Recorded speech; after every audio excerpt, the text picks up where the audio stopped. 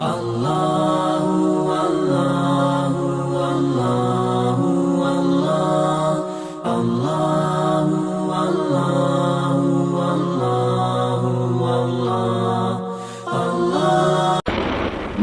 ونصلي على رسوله الكريم أما بعد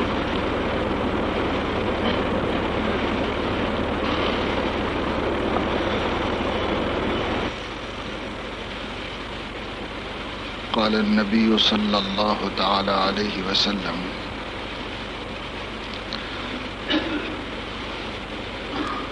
خير الناس من ينفع الناس أو كما قال صلى الله عليه وسلم۔ بزرگان محترم، عزیزو، دوستو، اللہ تبارک و تعالی شانہ نے ہم سب کو دین اسلام کی نعمت سے سرفراز فرمایا ہے، اور اسلام اس دنیا میں کسی انسان کو ملنے والی نعمتوں میں سب سے بڑی نعمت ہے۔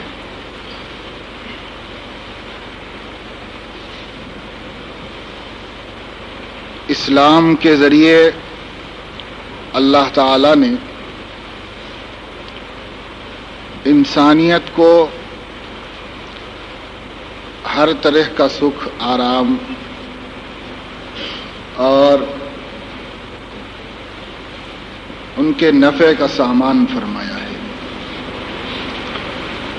اسلام سے پہلے اس دنیا میں نہ امن تھا، نہ سکون تھا، نہ انسانوں کو انسانی حقوق حاصل تھے۔ قومیں قوموں کی غلام تھیں، قبیلے قبیلوں کے غلام تھے، افراد افراد کی ملکیت کے اندر داخل و شامل سمجھے جاتے تھے۔ کسی انسان کو، کسی مذہب کو، کسی ضمیر کو، کسی عقیدے کو اور کسی شخص کو اس دنیا میں آزادی حاصل نہیں تھی۔ سب لوگ رسوم، رواج اور خاندانی، قبیلی، علاقائی، لسانی عصبیتوں کی قید میں گرفتار اور زار و نزار تھی پوری دنیا۔ یہ صرف اسلام کے ماننے والوں کی اپنی خوش فہمی نہیں ہے، یا اسلام کے تئیں ہماری اپنی جانبداری نہیں ہے، بلکہ یہ ایسی حقیقت ہے کہ دنیا کی تاریخ پر جس کی بھی نظر ہو، وہ 1500 برس پہلے اس زمین پر بسنے والی انسانیت کی حالت کو دیکھ سکتا ہے اور تاریخ میں اس کا مشاہدہ کر سکتا ہے۔ انسانیت بلک رہی تھی، سسک رہی تھی، کوئی اس پر رحم کھانے والا بھی نہیں تھا۔ انسان بیچے جاتے تھے، انسان خریدے جاتے تھے، انسان کرائے پر دیے جاتے تھے، انسانوں کے ذریعے کمائی اور شکم پروری کی جاتی تھی۔ انسانیت کا کوئی مقام مرتبہ نہیں تھا۔ یورپ یہ سمجھتا ہے کہ انسانوں کو آزادی یورپ نے دلائی، انسانوں کو حقوق یورپ نے دلائے، انسانوں کو تمام کے تمام حقوق کا حاصل ہونا وہ یورپ کا احسان ہے۔ یہ ایک بہت بڑی غلط فہمی ہے، یورپ کی خوش فہمی ہے، یا انسانیت کو دھوکہ دینے کا انداز ہے۔ اس نے پروپیگنڈے کا سہارا لیا ہے، تشہیر کو اپنا اصول بنایا ہے۔ جھوٹ بات بھی اگر بار بار کہی جاتی ہے تو سننے والوں کے ذہن میں اس کے سچ ہونے کا شبہ پیدا ہو جاتا ہے۔ اسی لیے پروپیگنڈے کے ذریعے یورپ نے دنیا کو یہ باور کرانا چاہا کہ انسانی حقوق کا کام ہم نے شروع کیا، نسوانی حقوق کو آزادی دلانے کا کام ہم نے شروع کیا، مزدوروں کو حقوق ہم نے دلائے، جانوروں کو حقوق ہم نے دلائے، ساری چیزوں کو اس نے اپنی جانب منسوب کیا،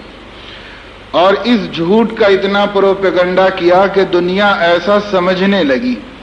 حد یہ ہے کہ ساری دنیا کے حالات و احوال پر قرآن کریم کی برکت سے نظر رکھنے والے مسلمان بھی یہ سمجھنے لگے۔ حالانکہ قرآن کریم نے تو حضرت آدم علیہ السلام سے تاریخ پیش کرنا شروع کر دی انسانیت کے سامنے، تاکہ پوری انسانیت کی تاریخ مسلمانوں کے ہاں محفوظ رہے۔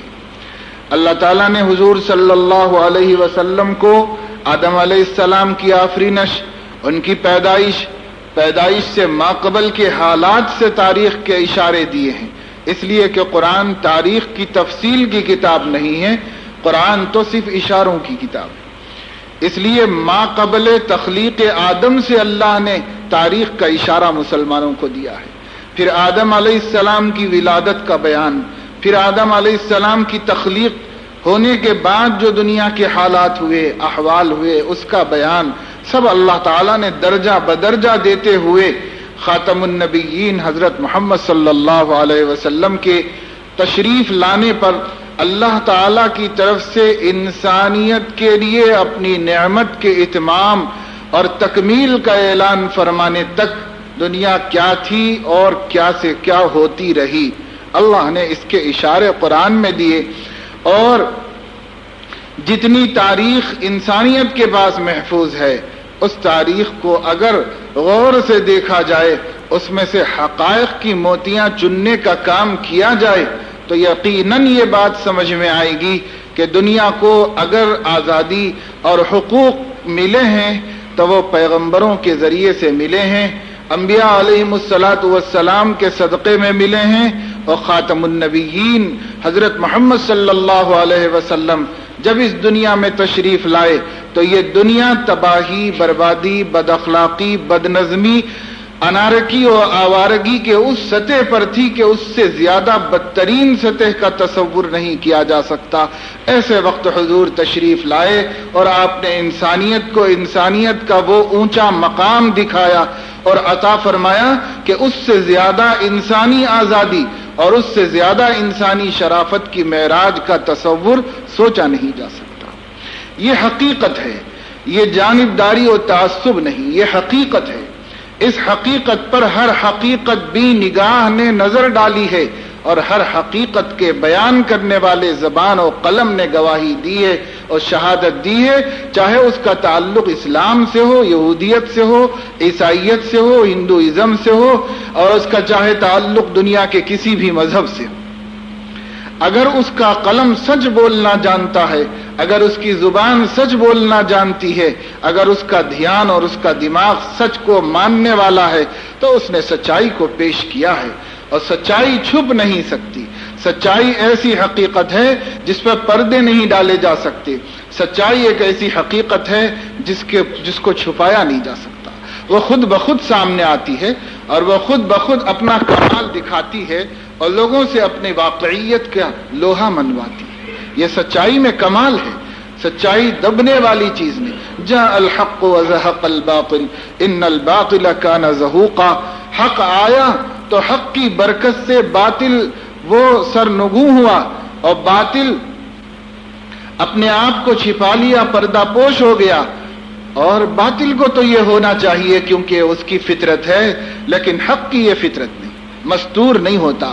حق محجوب نہیں ہوتا، حق پردہ پوش نہیں ہوتا، حق کو چھپانے کی کوشش کامیاب نہیں ہوتی، وہ یقیناً سامنے ہوتی۔ اس لیے جناب نبی کریم صلی اللہ تعالی علیہ وسلم نے سب سے پہلے بتایا کہ مزدوروں کو کیا حقوق ملنے چاہیے، مزدوروں کے اوپر ظلم کرنے والوں سے مزدوروں کو آزادی دلائی، انسانوں پر ظلم کرنے والوں سے انسانوں کو آزادی دلائی، عورتوں پر ظلم کرنے والوں سے عورتوں کو آزادی دلائی، اور حضور اکرم صلی اللہ تعالی علیہ وسلم نے حیوانوں پر، جانوروں پر، پرندوں پر ظلم کرنے والوں اور چینٹیوں پر ظلم کرنے والوں سے بھی ان کو آزادی دلائی۔ جب آپ تشریف لائے تو چینٹیاں اپنی بلوں میں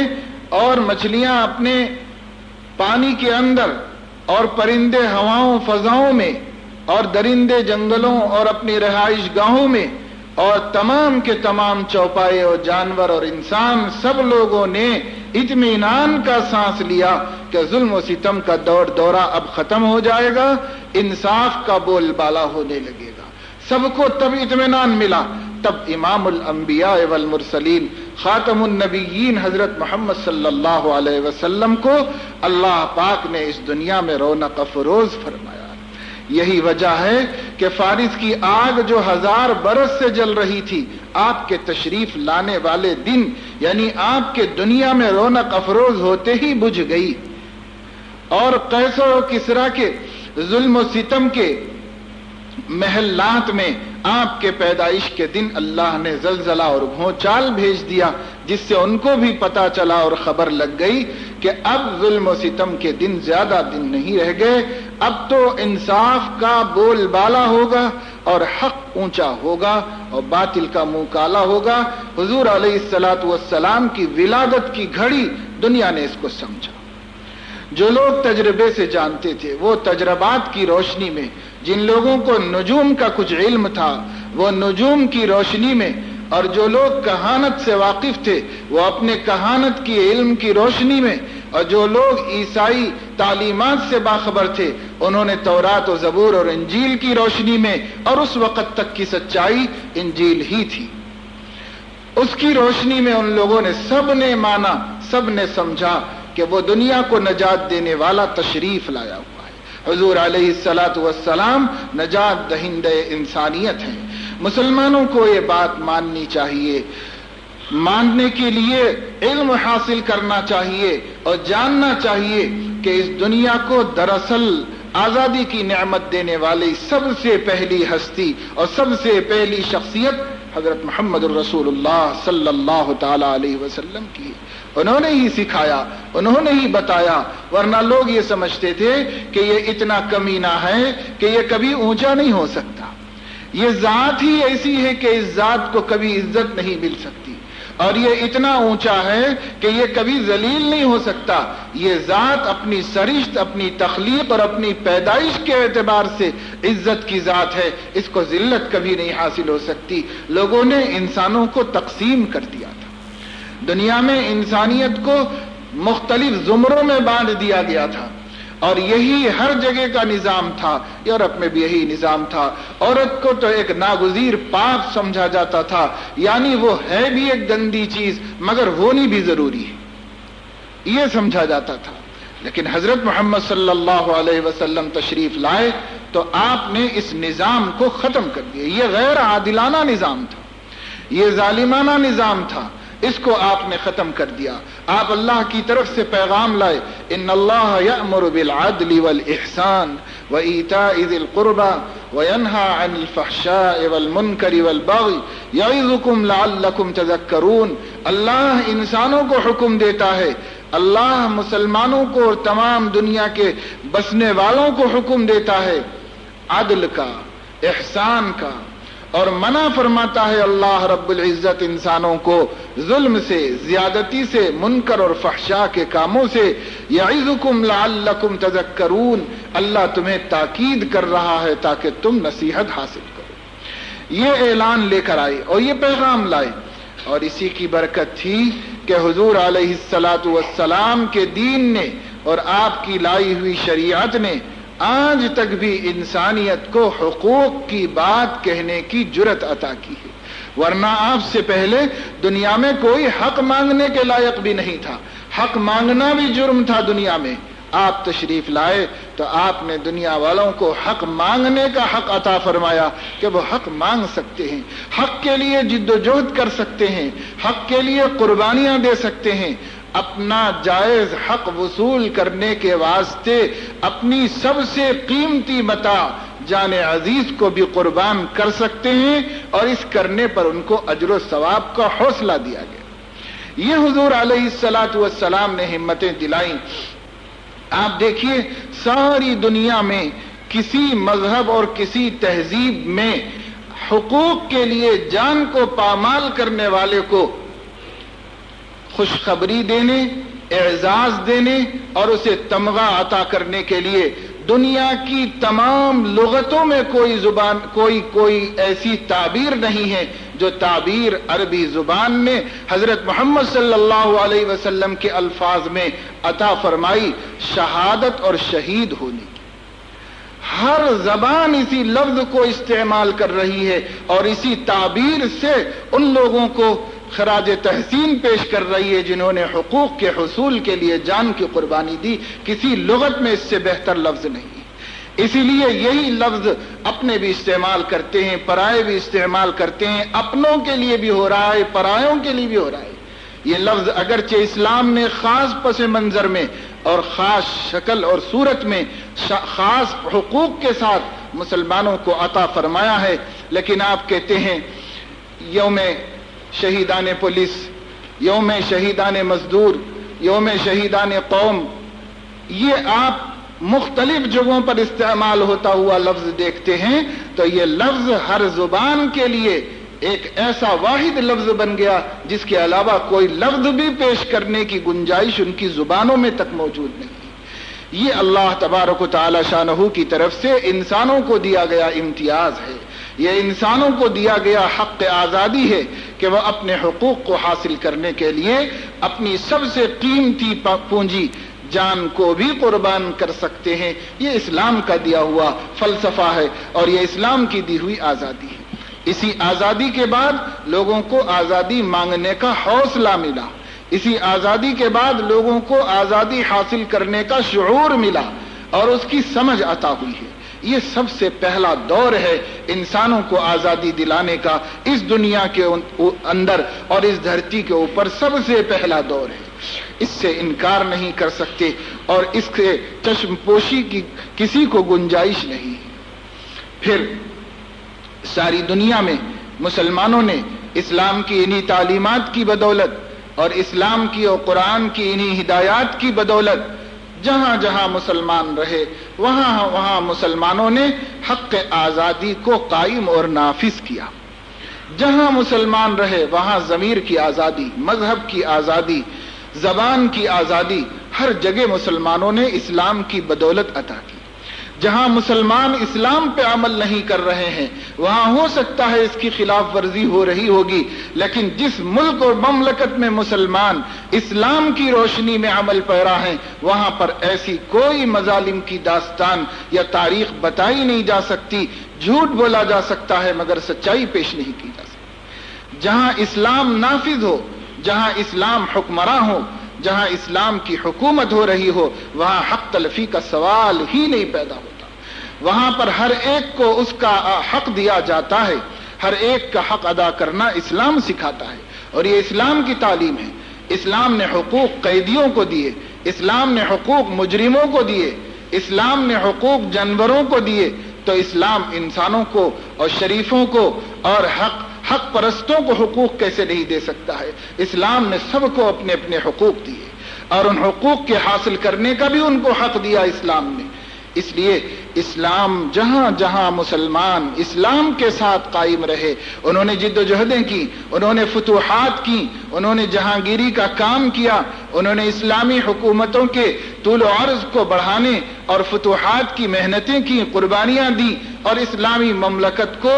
نصف دنیا کے اوپر اسلام کا پرچم لہرایا. مگر جب تک وہ اسلام کو تھامے ہوئے رہے انہوں نے کسی مذہب پر ظلم نہیں کیا, کسی انسان پہ ظلم نہیں کیا, کسی کے حق کو پامال نہیں کیا, ہر ایک کا حق ادا کیا. جب کیا تو اسلام کے برخلاف کیا, اس لیے اسلام پر اس سلسلے میں حرف گیری نہیں کی جا سکتی.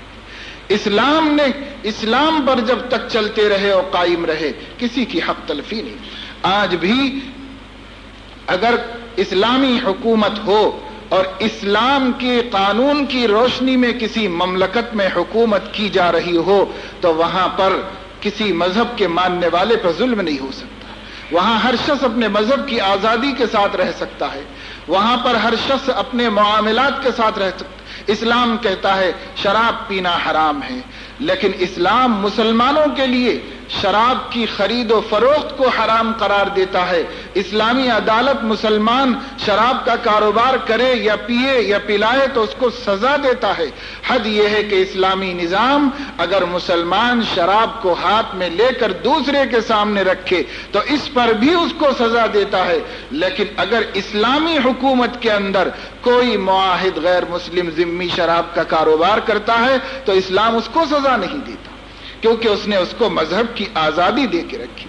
یہ مذہب کی آزادی دے کر رکھی ہوئی ہے اسلام نے. یہ اسلام کا قانون بہت تفصیل کے ساتھ اگر مسلمان اسلام کو جان لے تو اسلام کے بارے میں جو غلط فہمیاں ہیں وہ خود بخود پہلے مسلمانوں میں سے ختم ہو جائے گی. خود مسلمانوں کے اندر اسلام کے بارے میں غلط فہمیاں ہیں، علم نہ ہونے کی وجہ سے، جانکاری نہ ہونے کی وجہ سے، اور جہاد کا غیر اسلامی تصور عام ہو جانے کی وجہ سے، اور اس کے بارے میں غلط فلسفے کے پروپیگنڈے کی وجہ سے. مسلمان خود بھی اپنے تئیں یہ سمجھتے ہیں کہ ہمارے پاس کچھ ایسی چیزیں ہیں جس کی وجہ سے انسانیت کے ساتھ انصاف نہیں ہو رہا ہے. نعوذ باللہ. اسلام وہ پہلا مذہب ہے جس کی آواز نے سب سے پہلے دنیا کو حقوق کی بات سکھائی، حقوق کا شعور دلایا اور حقوق کی آزادی دلائی. سب سے پہلے اسلام کی اور حضرت محمد صلی اللہ علیہ وسلم کی جد و جہد ہی اس کی اگر تاریخ آزادی بنائی جائے تو سب سے پہلا نام آپ ہی کا ہو سکتا ہے. سب سے پہلی تحریک آپ ہی کی ہو سکتی ہے. سب سے پہلی قربانیاں آپ کے چاہنے والوں ہی کی ہو سکتی ہیں، اور اس سے بغیر اس سے پہلے کسی کا صفر کا درجہ ہے، اس سے پہلے کچھ نہیں ہے. سب سے پہلے آپ کی ذات اور آپ کی محنت اور آپ کی کوششیں. اس ملک کے اندر بھی مسلمانوں نے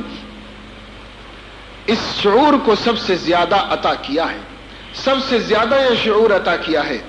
انگریز تو دشمن تھے، ان لوگوں کو جو حالات کا سامنا پیش کرنا پڑا ہے اور جن حالات سے انگریز گزرے ہیں، جو کچھ انہوں نے دیکھا ہے انہوں نے اسے قلم بند کیا ہے، تاریخ میں محفوظ ہے. اب تاریخ میں سے اس کو نکالنے، مٹانے، ہٹانے کی کوششیں کی جائیں وہ الگ بات ہے، لیکن پھر بھی ختم تو نہیں کیا جا سکتا، ہمیشہ کے لیے اس کو محو تو نہیں کیا جا سکتا. تاریخ میں انگریزوں نے جو کچھ دیکھا اسے محفوظ کیا ہے، ان کی آنکھوں کے سامنے یہ بات ہے. انہوں نے بتایا، انہوں نے لکھا ہے کہ مسلمان جب مسلمانوں کے سامنے انگریز کے خلاف نفرت برپا کرنے کی بات کہتا ہے تو وہ اتنی اسپرٹ اور قوت سے کہتا ہے کہ کوئی اور مذہب اپنے ماننے والوں کے سامنے لوگوں میں اس قدر برانگیختگی اور والہانہ شوق نہیں پیدا کر سکتے تھے انگریزوں کے برخلاف جتنا مسلمانوں نے ان کی قوم میں پیدا کیا. سب سے زیادہ متاثر ہوئے اس ملک کی زمین کو آزاد کرانے کے سلسلے میں مسلمانوں کا مال اور مسلمانوں کی جان. آپ تاریخ سے باخبر ہونے کی کوشش کریں کہ جتنے نواب تھے اودھ میں، لکھنؤ میں، یو پی میں، دلی میں، پنجاب میں، ہریانہ میں، اور جہاں جہاں مسلمان نواب تھے اس علاقے کے اندر، بالخصوص اس علاقے میں چونکہ یہ عملی جد و جہد چلی تھی تو اس علاقے کے طول و عرض میں جتنے نواب تھے، مالدار تھے، مسلمان تھے، یا تو وہ انگریزوں کے چاہنے والوں میں سے تھے یا پھر ان کے مخالفین میں سے تھے. جو ان کا مخالف تھا وہ نواب برقرار نہیں رہا، مالدار برقرار نہیں رہا. بڑے بڑے دولت مند جن کے دروازوں سے ہزار ہزار لوگوں کو داد و دہش ملتی تھی، جن کی عورتیں اتنی سخی تھیں کہ ان کی سخاوت کے چرچے پورے ملک کے اندر ہوتے تھے، ان عورتوں کو بھیک کے پیالے لے کر گھر گھر جا کر روٹی مانگ کر کھانے پر مجبور ہونا پڑا اسی جد و جہد و آزادی میں ان کی دولتوں کے چھن جانے کی وجہ سے. قرق کر لی جاتی تھی انگریز سرکار کی طرف سے مسلمان مالداروں کی دولتیں، مسلمانوں کی دولتیں، نوابوں کی دولتیں، سب کی سب قرق. جس کا تعلق معلوم ہوا کہ فلاں مجاہد آزادی کے ساتھ ہے، جس کا تعلق معلوم ہوا کہ فلاں کے ساتھ ہے، بس ختم، اس کی دولت پہ قبضہ کر لیا گیا. وہ بھیک مانگنے پہ مجبور ہو گئے. وہ عورتیں جو گھر میں شرافت کے ساتھ زندگی گزارتی تھیں، جن کی مانگ پر دنیا میں ان کے نوکروں کی تک نظر نہیں پڑی تھی، وہ عورتیں پھٹی پرانی برہنہ حال بازاروں میں گھومنے پر مجبور کر دی گئی تھی. اس ملک کی آزادی کے لیے مسلمان نے کسی سے کم قربانی نہیں دی، کسی سے کم قربانی نہیں دی. لیکن مسلمان کا ذکر کہیں نہیں، نہ اخباروں میں ہے، نہ کتابوں میں ہے، نہ اسکولوں میں ہے، نہ جلسوں میں ہے، نہ آزادی کی مسرتوں اور اس کے جشنوں میں ہے. کہیں بھی مسلمان کا جتنا ذکر ہونا چاہیے نہیں ہے. اس کی وجہ دوسرے کوئی نہیں ہے، اس کی وجہ مسلمان ہے کہ خود مسلمان کو بھی تلاش ہے کہ وہ جانے کہ اس کی تاریخ کیا ہے، جس قوم کی نظر اپنی ماضی پر نہیں ہے اس قوم کا کوئی مستقبل نہیں ہو سکتا، وہ قوم آگے ترقی کا کوئی کارنامہ انجام نہیں دے سکتی، اس کا حال بھی تباہ ہوگا، اس کا مستقبل بھی برباد ہوگا جس کو اپنی ماضی کی خبر نہیں۔ ہمیں اپنی ماضی سے باخبر ہونا چاہیے، واقف ہونا چاہیے، کیسے کیسے مظالم سہے گئے ہیں ہمارے اسلاف کی طرف سے، کیسی کیسی قربانیاں دی گئی ہیں، کس قدر ان کے قدم مضبوط رہے ہیں اور کتنے استحکام اور ثبات کے ساتھ انہوں نے اس ملک کے لیے اپنی محبت، وفاداری اور جانثاری کا ثبوت پیش کیا ہے، کیسی کیسی تکلیفیں انہوں نے سہی ہیں، وہ ہمیں معلوم ہونی چاہیے۔ وہ تاریخ اردو زبان میں محفوظ ہے، انگریزی زبان میں محفوظ ہے، لوگوں کے پاس فرصت نہیں، مسلمانوں کے پاس فرصت نہیں ہے، اگر فرصت ہو تو مسلمانوں کو معلوم ہو سکتا ہے۔ ہمیں چاہیے کہ اس کے لیے فرصت نکالیں، صرف واویلا مچانا، رونا اور مظالم کی شکایتیں کرنا یہ تو مایوس قوم کا کام ہے، یہ نہتی قوم کا کام ہے، یہ صلاحیتوں سے بالکل بیکار ہو جانے والی قوم کا کام ہے۔ آپ کو چاہیے کہ آپ آگے بڑھیں اور شانہ بشانہ اس ملک میں رہیں، اپنے جائز حقوق کو سمجھیں، اپنی قربانی کی تاریخ کو پڑھیں اور اس سے باخبر ہوں، اور آپ جانیں کہ ہمارے پاس خود اسلام میں اپنی زمین کے ساتھ اور اپنے وطن کے ساتھ محبت کا کیسا نظام ہے اور اس کے لیے قربانیاں کس طرح دی جاتی ہیں اور دی گئی ہیں۔ ہماری قربانیاں دینے والوں میں سب سے زیادہ تعداد علماء کرام کی ہے، اور ان لوگوں کی جو اپنے زمانے کے نامی گرامی علم رکھنے والے تھے، قرآن حدیث کے ماہر تھے، مفسرین و محدثین تھے، فقہا تھے، بڑے بڑے علماء تھے اور بڑے بڑے صاحب طریقت مشائخین کرام تھے۔ ان لوگوں نے یوں ہی انجانے میں یہ سب کام نہیں کیا، بلکہ وہ اس کو نہ صرف قومی حق سمجھتے تھے بلکہ مذہبی فرض بھی سمجھتے تھے، اس لیے انہوں نے اس کے لیے اپنی جانوں کی قربانیاں دی، اپنے آپ کو، اپنا مال لگایا، ہر طرح کی اذیتیں اٹھائیں۔ کالا پالی بھیج دیا جانا ایک سزا تھی اس زمانے کے اندر، اس زمانے میں کالا پانی بھیج دیا جانا انگریزوں کی ایک سزا تھی جو جزیرے انڈمان میں بھیج دیے جاتے تھے۔ وہاں پر کیا تھا؟ ہر طرح کا ظلم تھا، ہر طرح کی مشقتیں تھیں، ہر قسم کی تکلیفیں تھیں۔ بڑے بڑے علماء، بڑے بڑے مشائخ جو اپنی خانقاہوں میں اور اپنی قیام گاہوں میں، اپنے مسجد کے محراب و منبر میں قدم چومے جاتے تھے، وہ جزیرے انڈمان میں جانے کے بعد انگریزوں کے بیت الخلا دھونے پر مجبور کیے جاتے تھے۔ وہاں پر ان لوگوں کو سڑکوں پر جھاڑو لگانی پڑتی تھی، وہاں ان لوگوں سے مزدوروں اور بیلوں کی طرح کام لیا جاتا تھا، وہ اس کو گوارا کرتے تھے۔ ہر قسم کی اذیت انہوں نے سہی، ہر تکلیف کو برداشت کیا، لیکن ایک ہی بات ان کے سامنے تھی اور ایک ہی نعرہ ان کا تھا کہ وہ اس ملک سے جو باہر سے آئے ہوئے ظالم حکمراں ہیں وہ چلے جائیں اور ملک والوں کو مل جانا چاہیے۔ یہ ملک والوں کو مل جانا چاہیے۔ ان کے درمیان نفرتیں نہیں تھیں، وہ مسلمانوں کے لیے یہ جد و جہد نہیں کر رہے تھے۔ اگر مسلمان علماء و مشائخ مسلمانوں کے لیے یہ جد و جہد کرتے تو آزادی کے بعد وہ حکومت میں گھس پٹنے کی کوشش کرتے تھے۔ انہوں نے اپنے دامن کو بے داغ رکھا، انہوں نے اس سلسلے میں اپنے اوپر کوئی آنچ نہیں آنے دی، انہوں نے مخلصانہ طور پر اس ملک کی ہر قوم کے لیے اپنی قربانی دی تھی، اور اس کے بعد اس ملک کے اندر اپنے آپ کو علیحدہ کر کے انہی کاموں کو پسند کر لیا جو ان کا پہلے سے کام تھا، اللہ کے دین کی حفاظت اور قرآن و حدیث کی اشاعت اور اس کی دعوت و تبلیغ، بس اسی کام کو اپنے لیے دوبارہ پسند کر لیا۔ انہوں نے ملک آزاد ہونے کے بعد ملک میں اپنے حصے داری ساجھیداری کی بات نہیں کی، حالانکہ ملک چھینا گیا تھا مسلمان حکمرانوں سے اور بہادر شاہ ظفر سے، لیکن بعد میں انہوں نے نہیں کہا ملک ہم سے چھینا گیا تھا ہمیں ملنا چاہیے، کبھی نہیں کہا۔ انہوں نے کہا کہ ہم نے قربانیاں اس ملک کے باشندگان کے لیے دی ہے، اس ملک کی ہر قوم بسنے والی ہر قوم کے لیے ہم نے دی ہے، اور اس کے بعد ہمارا کام ختم، اب حکومت کوئی کرے اور کسی طرح۔ یہ صرف یہ ایک مطالبہ مسلمان کا تھا کہ حکومت ایسی ہونی چاہیے جس حکومت میں اس ملک کے ساتھ محبت رکھنے والے ہر انسان کو اس کا پورا حق ملنا چاہیے۔ بس ایک ہی مانگ اور ایک ہی مطالبہ کل بھی تھا اور آج بھی ہے کہ ہر ایک کو اس کا جائز حق ملنا چاہیے۔ بس اس کے علاوہ کوئی مانگ مسلمانوں نے نہیں کی، اور مسلمان آج تو جس طرح بھی رہ رہے ہیں رہ رہے ہیں۔ اس لیے میرے دوستوں اور بزرگوں، بڑی قربانیاں ہیں، بڑے ایثار ہیں۔ اسلام یہ تصور دیتا ہے کہ آزادی انسان کا پیدائشی حق ہے، مسلمان ہی کا نہیں، انسان کا پیدائشی حق ہے۔ جو بھی اس دنیا میں پیدا ہوتا ہے اس کا پیدائشی حق ہے کہ اس دنیا میں اس کو زبان کی آزادی، مذہب کی آزادی، عقیدے کی آزادی ملنی چاہیے اور ضمیر کی آزادی ملنی چاہیے۔ اسی ہندوستان کے نامور سپوت، بہت بڑے عالم دین اور اس ملک کے لیے غیر معمولی خدمت کرنے والے، اور اس ملک کے پورے عالم میں اعزازی سفیر، جنہوں نے اس ملک کی تہذیب کا پوری دنیا کے اندر تعارف کرایا اور اس کا نام بلند کیا، مفکر اسلام حضرت مولانا سید ابو الحسن علی ندوی رحمت اللہ تعالی علیہ،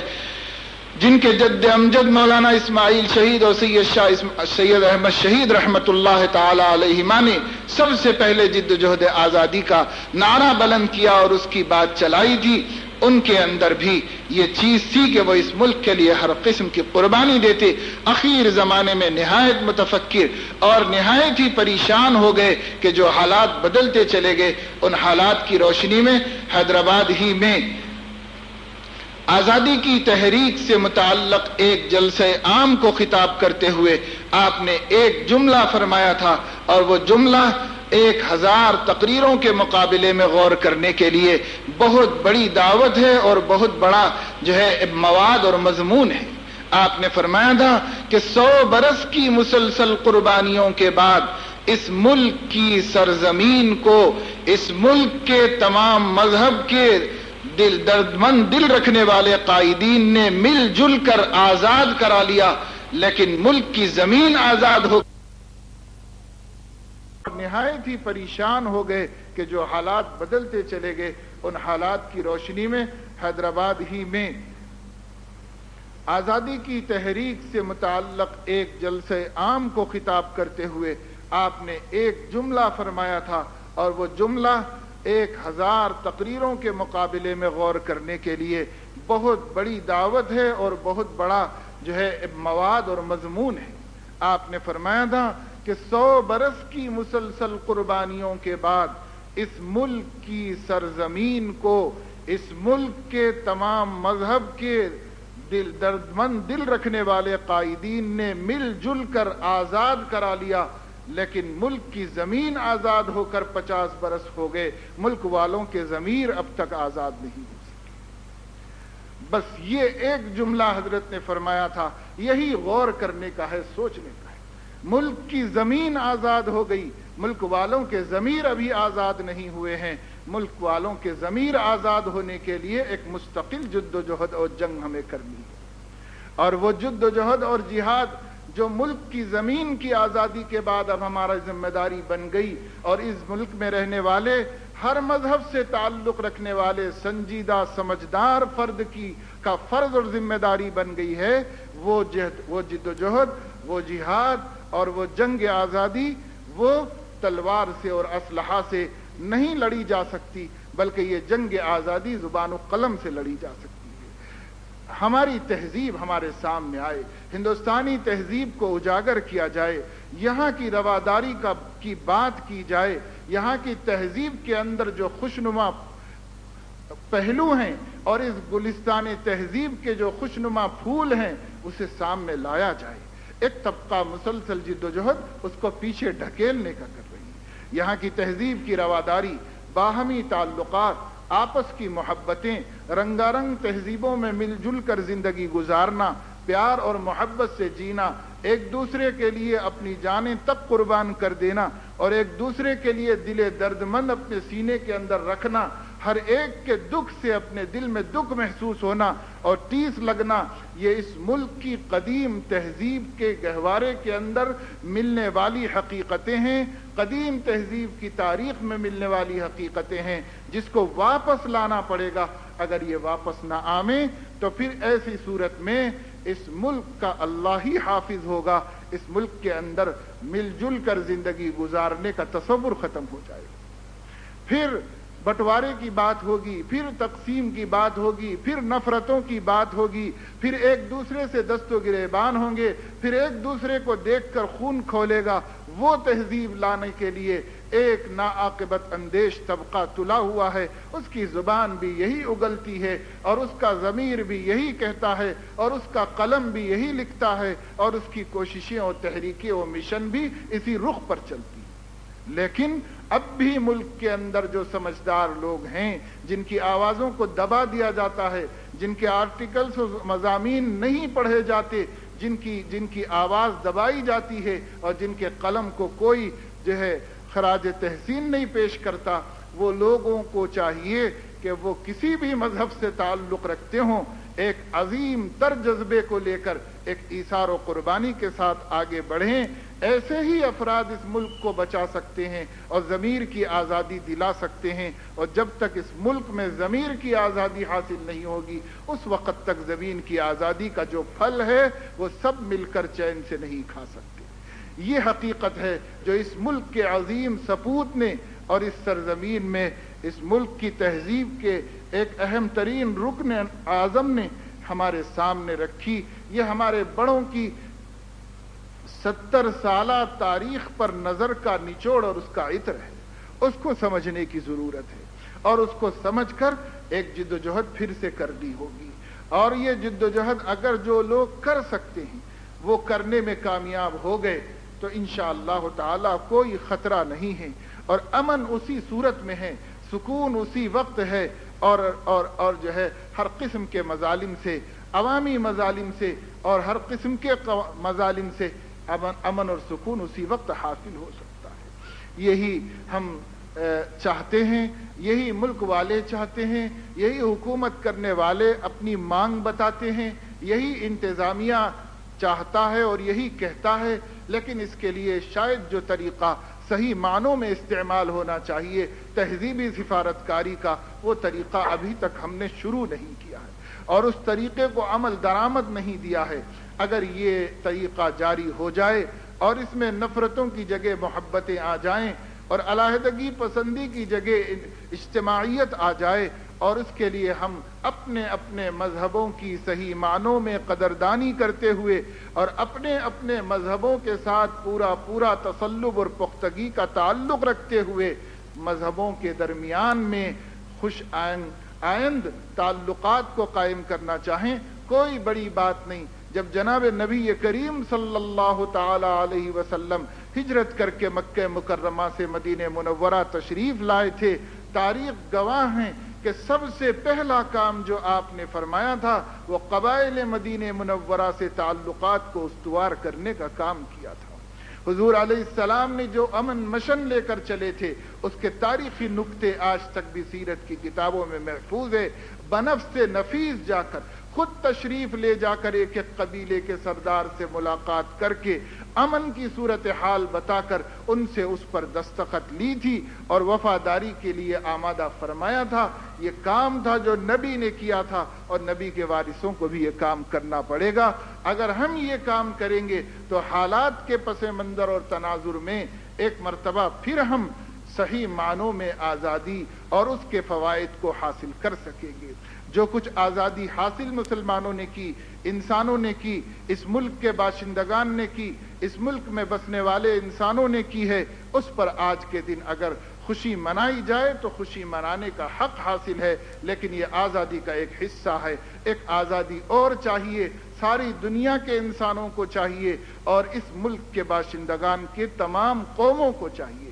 اس ملک میں بسنے والے تمام مذہبوں کو چاہیے، اس ملک میں رہنے والے تمام خیالات اور نظریات کے حامل لوگوں کو چاہیے۔ وہ آزادی ضمیر کی آزادی ہے، اور اس کے لیے ایک دفعہ پھر سنجیدہ طبقے کو کھڑے ہو کر ہر طرح کی قربانی دے کر اسے حاصل کرنا چاہیے۔ اگر زمین کے ساتھ ضمیر بھی آزاد ہو جائے گا تو خوشی کا وہ دن ہوگا انسانوں کے واسطے کہ اس خوشی سے بڑھ کر کوئی خوشی اس ملک میں رہنے والوں کو حاصل نہیں ہوگی۔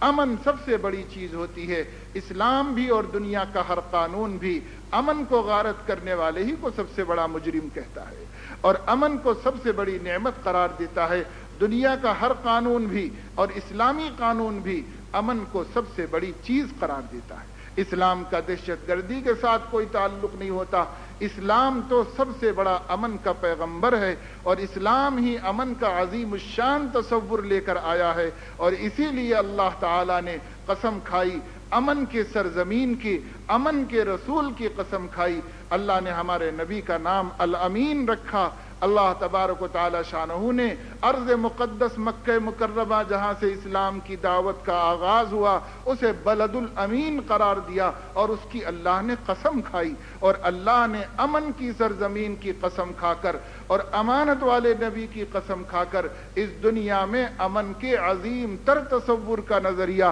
اسلام کے ذریعے دنیا کے انسانوں کے سامنے پیش کیا ہے۔ اس لیے اسلام سب سے زیادہ امن کا خواہش مند اور امن کا علم بردار ہے، لیکن امن کے لیے مذہب کی قربانی کوئی بھی قانون تسلیم کر سکتا ہے، نہ کوئی عقل اور نہ کوئی سمجھ تسلیم کر سکتی ہے۔ اس لیے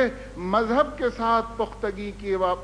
کے ساتھ وابستگی رکھتے ہوئے امن کو قائم کرنا ہر مذہب والے کی ذمہ داری ہے۔ وہ اپنے مذہب کی روشنی میں آزادی عقیدہ رکھتا ہے کہ وہ جس مذہب کو چاہے اختیار کرے، یہاں تک کہ اللہ تبارک و تعالی شانہ نے اسلام کو نجات دہندہ قرار دیا اور اسلام ہی کو آخری دین تسلیم کیا، اور اللہ نے قیامت تک کے انسانوں کی کامیابی اسلام پر چلنے میں قرار دی، اسلام کی طرف پورے بندوں کو دعوت دی، لیکن اسلام کو زبردستی کسی پر مسلط نہیں کیا۔ اللہ تعالیٰ نے فرمایا فَمَنْ شَاءَ فَلْيُؤْمِنْ وَمَنْ شَاءَ فَلْيَكْفُرْ، یہ ہے خیر کا راستہ اور یہ ہے شر کا راستہ، اس میں نجات ہے اور اس میں نجات نہیں ہے۔ اب ہم کہتے ہیں کہ تم کو جو عقیدے کی میں نے آزادی دی ہے، اس آزادی کی روشنی میں تم خود جس کا جی چاہے ایمان لاؤ اور جس کا جی چاہے ایمان نہ لاؤ اور انکار کر دو، وہ تمہیں آزادی ہے،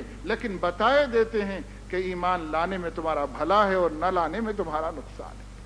یہ بتا کر اللہ نے آزادی دے دی ہے، اس سے بڑھ کر کون کس کو آزادی دے سکتا ہے؟ بندوں کا پیدا کرنے والا مالک بندوں کو آزادی دے رہا ہے اس زمین کے اوپر، تو پھر آزادی کا تصور اس سے زیادہ کہاں کیا جا سکتا ہے؟ اس لیے آزادی کا حقیقی تصور اسلام لاتا ہے اور وہ سمجھاتا ہے۔ مسلمانوں کو اس حقیقت کو سمجھنا چاہیے، اور اس کے لیے جیسے ہمارے اسلاف کرام نے قربانیاں دی، امن کے قیام کے لیے ہر قسم کی قربانی دیجیے، اس لیے کہ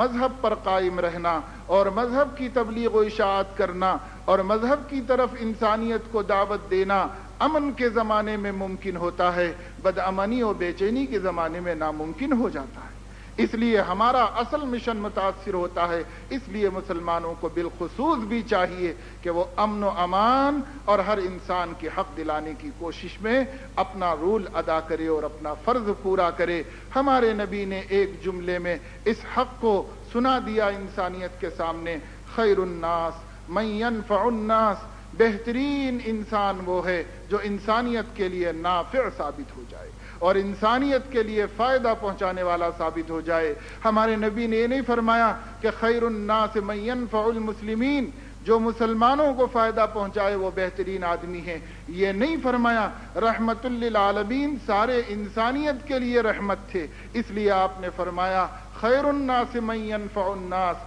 بہترین انسان وہ ہے جو انسانوں کے لیے اپنے آپ کو فائدہ مند ثابت کرے اور انسانیت کے لیے اپنے آپ کو نافع بنا کر پیش کرے، یہ بہترین انسان ہے۔ اور آپ نے فرمایا کہ الخلق عیال اللہ فاحب الخلق الی اللہ من احسن الی عیالہ، مخلوق اللہ کا کنبہ ہے، اللہ کو اپنے کنبے میں سب سے محبوب وہ بندہ ہے جو اللہ کے کنبے کے ساتھ بہتر سلوک کرنے والا ہے۔ اس لیے حضور علیہ السلام نے اس حدیث میں بھی انسانیت کے نفع رسانی کی تعلیم مسلمانوں کو دی ہے۔ مسلمان محدود نظریے کا حامل نہ بنے، مسلمان ایک آفاقی نظام کو لے کر آیا ہے اور مسلمان ایک عالمی امن کی دعوت کو لے کر آیا ہے۔ اس لیے مسلمان اپنے مذہب پر پختگی کے ساتھ قائم رہتے ہوئے ساری دنیا کی انسانیت کے لیے نفع کا پیغام اور نفع کا کام لے کر کھڑا ہو جائے. جب وہ نفع کا پیغام اور نفع کا کام لے کر کھڑا ہو جائے گا تو اللہ اس کی بھی مدد فرمائیں گے اور اس مسلمان کی برکت سے ساری دنیا کی انسانیت کو بھی نفع رسانی کا اپنا قانون اور اپنا وعدہ پورا فرمائیں گے. اللہ تبارک و تعالی شانہ